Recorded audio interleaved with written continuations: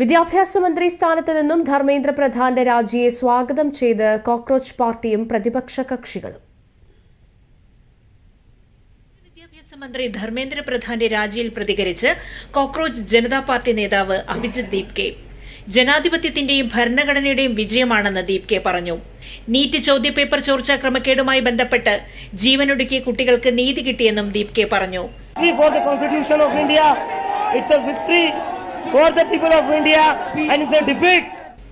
ജനാധിപത്യത്തിന്റെ വിജയമാണെന്ന് സോനം വാങ്ചുക് പ്രതികരിച്ചു. तो मैं जो कदम सरकार ने और धर्मेंद्र प्रधान जी ने लिया उसका स्वागत करता हूं, सम्मान करता हूं और सभी देशवासियों को बधाई देता हूं कि ये एक लोकतंत्र की जीत है जो आज हमने देखा और इसे ऐसा ही आगे भी हम സുരക്ഷിത് रखें लोकतंत्र को भारत में.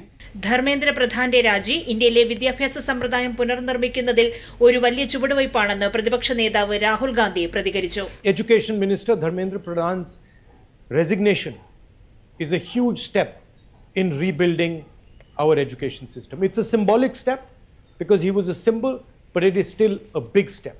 And I want to congratulate every single student, every single youngster who came out on the streets and fought for democracy, fought for the future of this country and defended the constitution.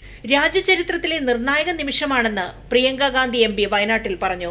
I believe that this is a victory for the youth of India. I am so proud of each one of them who has gone and stood there.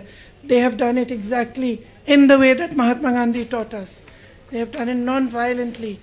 Pellet guns were fired at them. Tear gas was fired at them. They were beaten with lathis. They had injuries, serious injuries, but they did not bend. The government had to bend to their will. And that is a lesson for every ruler of this country from now to forever. You have to listen to the will of the people. രാജ്യത്തെ വിദ്യാർത്ഥികൾ രാജ്യത്തെ തിരിച്ചു കൊണ്ടുവന്ന ദിനമാണിതെന്നും പ്രിയങ്ക ഗാന്ധി പറഞ്ഞു. യുവാക്കളുടെ വിജയമാണിതെന്ന് Samajwadi party MP Akhilesh Yadav പറഞ്ഞു. യുവജനതയുടെ ആവശ്യങ്ങൾ സർക്കാരിന് അംഗീകരിക്കേണ്ടി വന്നതായി എഎപി എംപി സഞ്ജയ് സിംഗ് പറഞ്ഞു. मुझे लगता है कि ये एक बहुत बड़ी विजय है. 12 साल में पहली बार सरकार के किसी मंत्री को इस्तीफा देना पड़ा है और इससे जवाबदेही की परंपरा शुरू होगी. News desk, Doordarshan.